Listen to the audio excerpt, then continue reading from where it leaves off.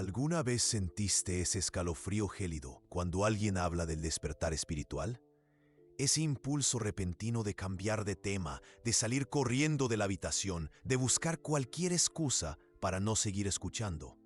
Yo sé exactamente cómo te sientes y tengo una noticia que te dejará impactado. No huyes por debilidad, no huyes por miedo a lo desconocido. Huyes porque tu cerebro ha detectado algo que ni tú mismo percibes. El despertar es, literalmente, una muerte, y tu sistema nervioso lo sabe. Al final de esta historia entenderás por qué tu resistencia no es un defecto. Es una sabiduría ancestral intentando protegerte de algo que podría destruirte si ocurre en el momento equivocado. Pero antes de llegar ahí, necesito contarte sobre Elena. Elena era terapeuta desde hacía 15 años. Meditaba todos los días, leía a Eckhart Tolle religiosamente, participaba en retiros. Era exactamente el tipo de persona que imaginarías lista para despertar, hasta el día en que sucedió. Era una mañana común de lunes. Elena estaba preparando café cuando de repente algo cambió.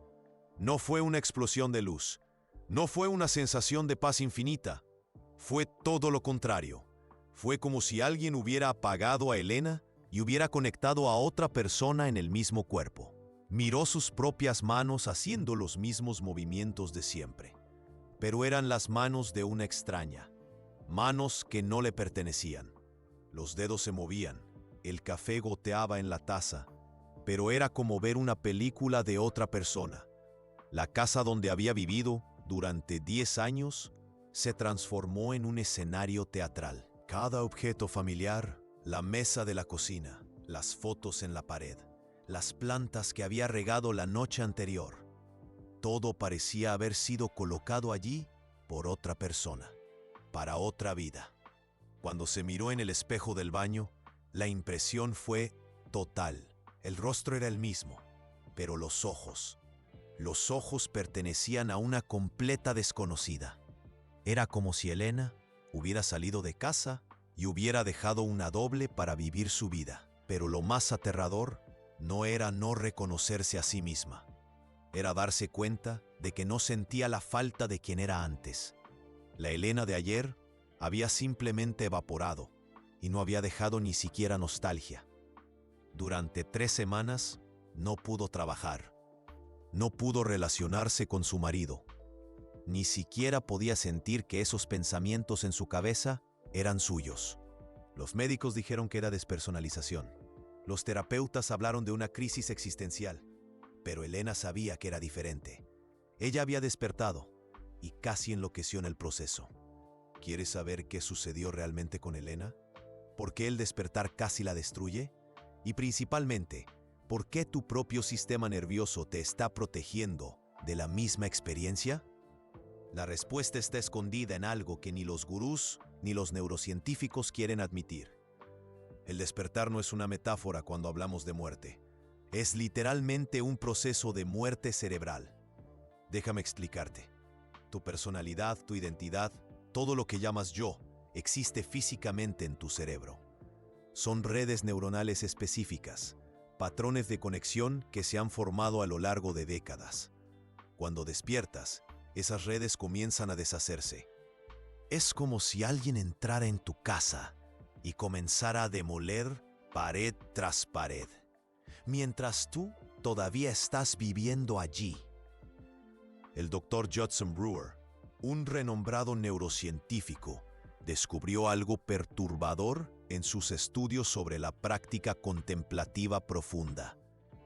Puso a monjes tibetanos experimentados en escáneres cerebrales durante estados profundos de meditación. Lo que vio lo dejó sin palabras.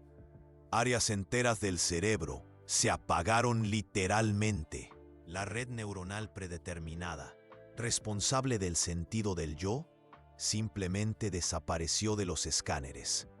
Pero no fue solo eso. El Dr. Brewer observó que otras regiones comenzaron a mostrar patrones nunca antes vistos, como si el cerebro estuviera reorganizando su estructura en tiempo real.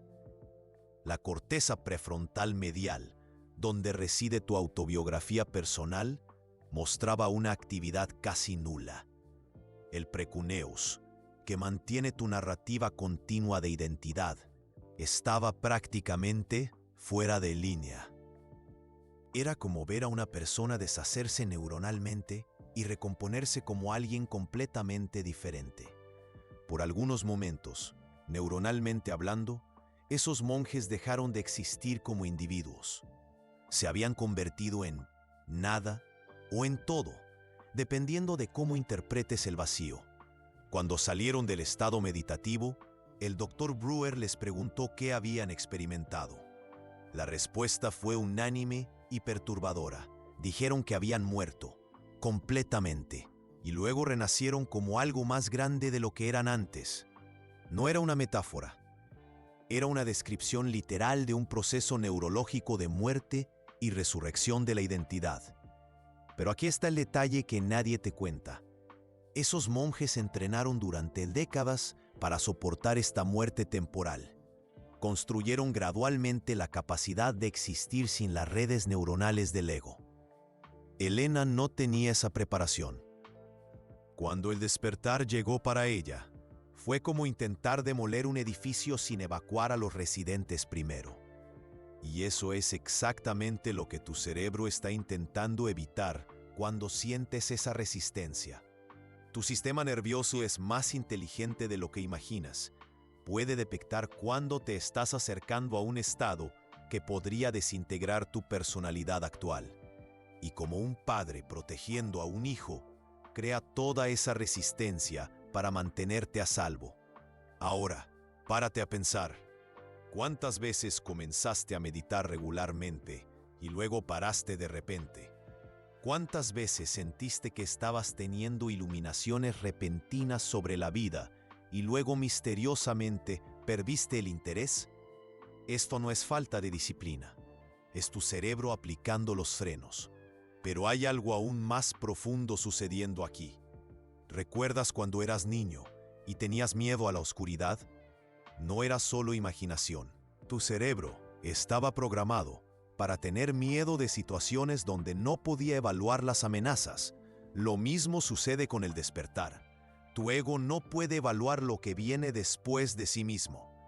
Es como intentar imaginar tu propia inexistencia. Imposible. Entonces crea resistencia, no por maldad, por protección. La doctora Lisa Miller, de una prestigiosa universidad, pasó 20 años estudiando experiencias espirituales intensas. Ella descubrió algo fascinante.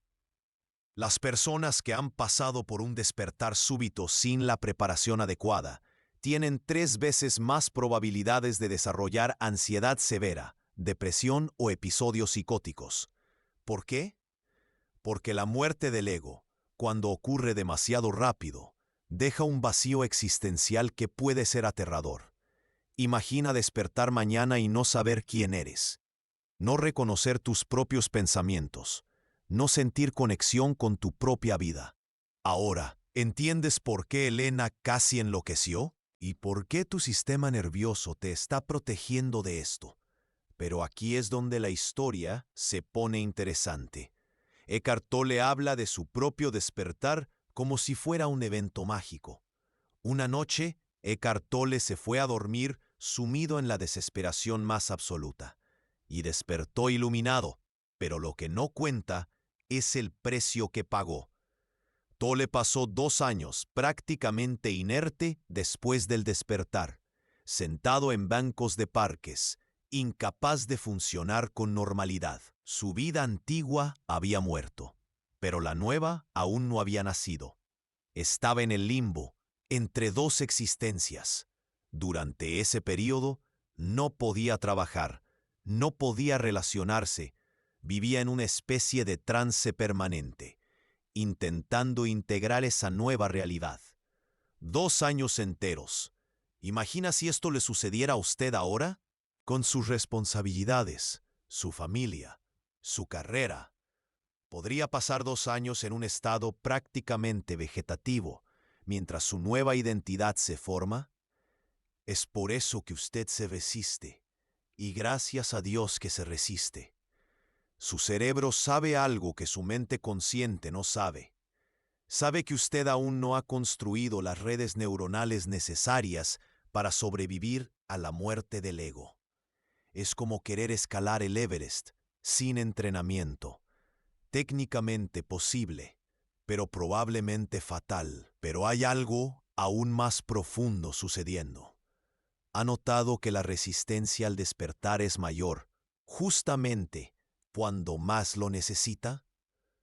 Cuando la vida está caótica, cuando usted está sufriendo, cuando todo parece sin sentido, es exactamente en esos momentos que la resistencia espiritual se vuelve más fuerte. Esto no es crueldad cósmica, es protección neurológica.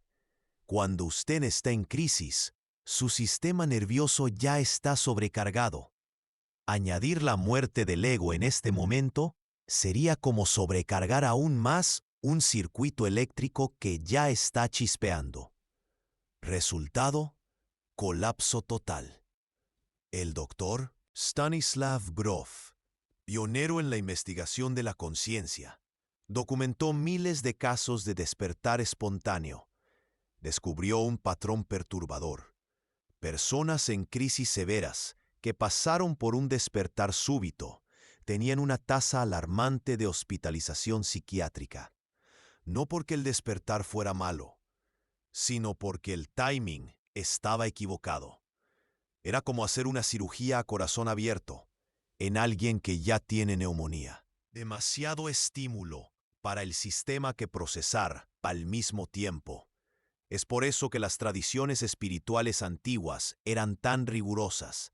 Años de preparación antes de cualquier experiencia intensa. Ellos sabían lo que la neurociencia moderna acaba de descubrir. El despertar es una cirugía espiritual, y como cualquier cirugía, el paciente necesita estar estabilizado primero. Pero aquí está lo que más me impresiona. Su cerebro no solo lo está protegiendo del despertar prematuro, está secretamente preparándolo para, cuando llegue el momento adecuado. Cada vez que siente esa resistencia y la respeta, está fortaleciendo su capacidad para navegar lo desconocido. Cada vez que medita un poco, y para cuando se vuelve demasiado intenso, está construyendo gradualmente su tolerancia a la disolución del ego. Es como el ejercicio físico. Usted no va del gimnasio directamente a una maratón. Usted entrena progresivamente. Su sistema nervioso está haciendo lo mismo con el despertar, entrenándolo en dosis homeopáticas. Y hay algo aún más hermoso en todo esto. La resistencia que siente no es su enemiga, es su aliada más sabia. Conoce su ritmo mejor que cualquier gurú. Conoce sus limitaciones mejor que cualquier libro. Sabe cuándo está listo mejor que cualquier técnica. Elena, esa terapeuta que casi enloquece, eventualmente se recuperó, pero le llevó 3 años integrar completamente su nueva identidad. 3 años de terapia intensiva, medicación y mucho apoyo familiar. Al final, ella me dijo algo que nunca olvidé. Si pudiera volver atrás en el tiempo, habría respetado más las señales de su propio cuerpo. Habría ido más despacio. Habría confiado más en la sabiduría de su propia resistencia. Porque el despertar no es una carrera, es una gestación, y las gestaciones tienen su tiempo natural. Usted puede intentar acelerar, pero el resultado nunca es saludable. La diferencia entre un despertar saludable y un despertar traumático está en el timing. Y quien controla el timing no es su mente ambiciosa, es su sistema nervioso antiguo y sabio. Entonces, cuando sienta esa resistencia familiar, la próxima vez que alguien hable sobre iluminación, sonría. Su cuerpo le está diciendo: aún no, mi querido. Eres demasiado precioso como para arriesgarte. Y este puede ser el mensaje más amoroso que haya recibido. Pero hay una pregunta que aún no hemos respondido. Si la resistencia es protección, ¿cómo sabe usted cuándo está realmente listo? ¿Cómo distinguir entre resistencia protectora y resistencia limitante? Y principalmente, ¿existe alguna manera de despertar gradualmente sin el trauma que Elena sufrió? La respuesta lo sorprenderá y está conectada con algo que sucede en su cerebro todas las noches, sin que usted se dé cuenta. Todas las noches, cuando usted se duerme, su ego muere temporalmente y todas las mañanas resucita. Este proceso sucede durante décadas sin que usted ni siquiera piense en ello. Su cerebro ya sabe cómo navegar la muerte y el renacimiento diarios de la conciencia. Y es exactamente esto lo que nos da la pista para el despertar gradual. El doctor Matthew Walker, de Berkeley, descubrió algo revolucionario sobre el sueño REM. Durante esta fase, las redes neuronales del ego quedan completamente fuera de línea. Durante horas, usted experimenta estados de conciencia sin sentido del yo, sin resistencia, sin miedo, y cuando despierta, reconstruye su identidad suavemente, naturalmente. Su cerebro ya es un maestro en mini despertares, solo que no ha aplicado esta habilidad al despertar espiritual aún, pero puede aprender. Aquí está la primera señal de que usted puede estar listo para comenzar.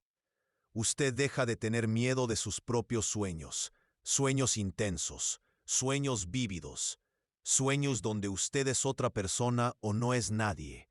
En vez de asustarlo, comienzan a fascinarlo. Esto indica que su tolerancia a la disolución de la identidad está aumentando. La segunda señal es más sutil. Usted comienza a sentir curiosidad genuina sobre quién sería, sin sus propias opiniones. No ansiedad, curiosidad. Es como si una parte de usted comenzara a aburrirse de la misma personalidad de siempre. María, una de mis clientas, lo describió perfectamente. Ella dijo que comenzó a sentirse como una actriz cansada de representar el mismo papel durante 30 años, no odiando el papel, simplemente lista para algo nuevo. La tercera señal es la más confiable de todas. Su resistencia cambia de calidad. En lugar de esa resistencia visceral, casi de pánico, usted siente una resistencia más suave, como la duda antes de zambullirse en una piscina fría. Usted sabe que puede hacerlo, solo no está seguro de si quiere hacerlo ahora. Esa es la resistencia madura, la resistencia consciente. Y cuando usted siente esto, es señal de que su sistema nervioso ha creado estructuras de apoyo suficientes.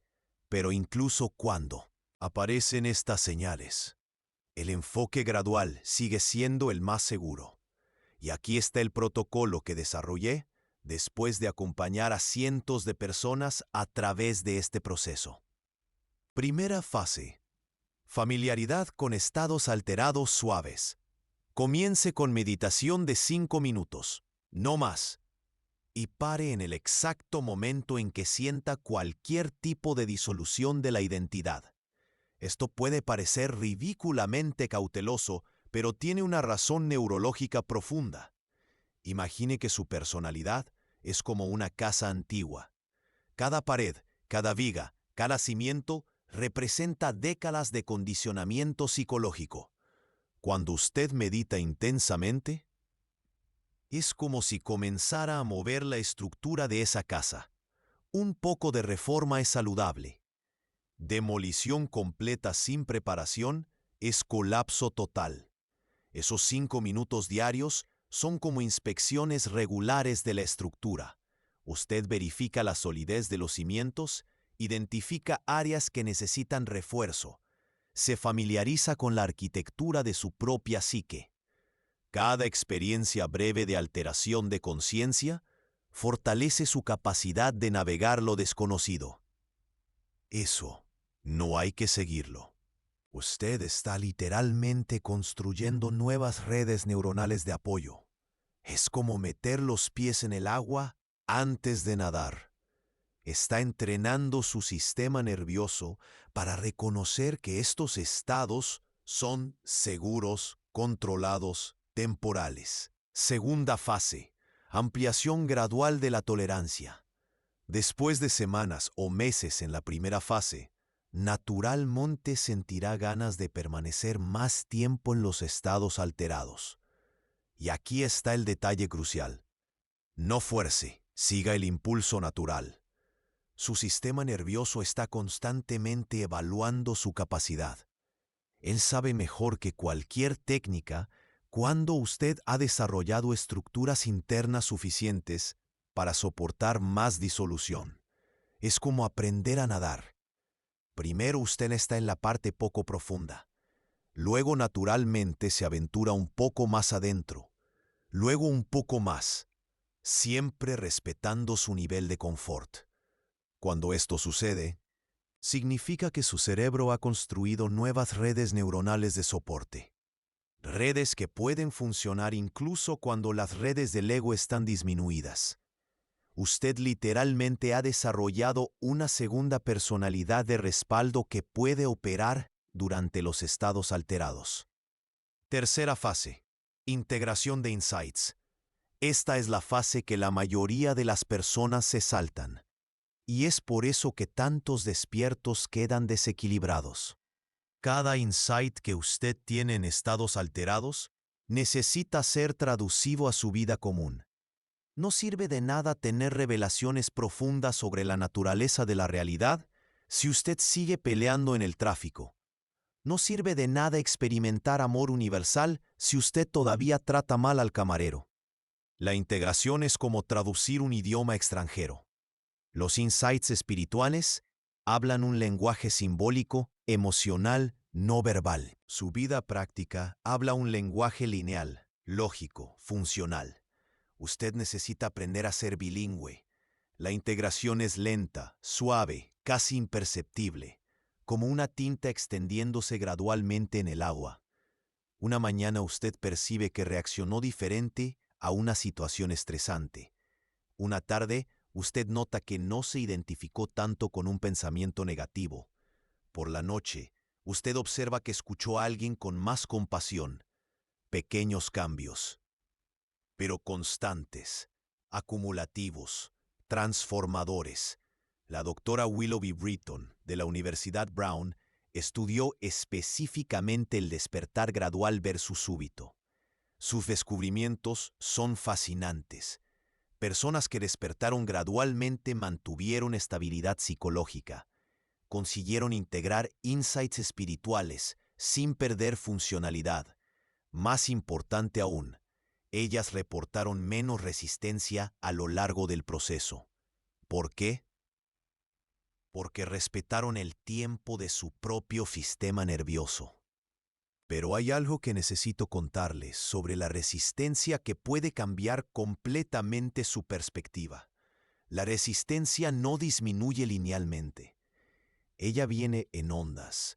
Habrá días en que usted se sentirá listo para cualquier cosa, y otros días en que hasta una meditación simple parecerá imposible. Esto es normal. De hecho, es saludable.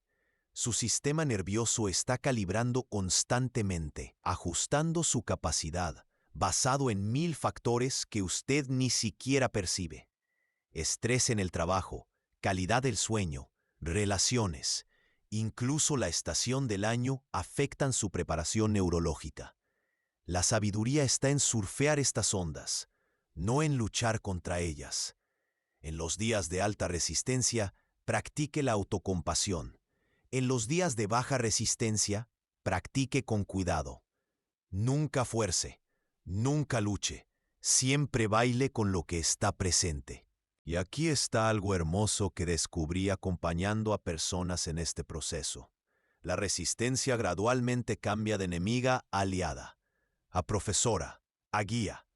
Ella le enseña sobre el tiempo, le enseña sobre límites, le enseña sobre paciencia y eventualmente le enseña algo aún más profundo, que el despertar no es algo que usted alcanza, es algo que usted permite, como una flor que florece. Usted puede crear condiciones favorables, pero no puede forzar el proceso. Y cuando usted realmente incorpora esto, algo mágico sucede. La propia búsqueda del despertar se transforma.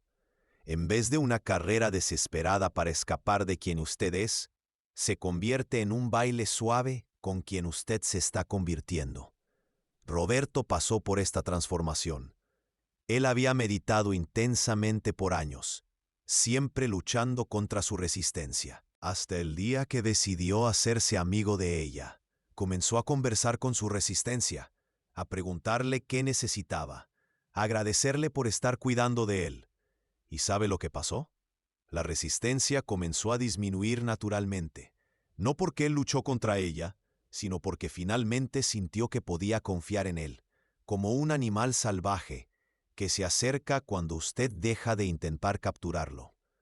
Esto me lleva al punto más importante de toda esta historia. Tal vez usted no necesita despertar.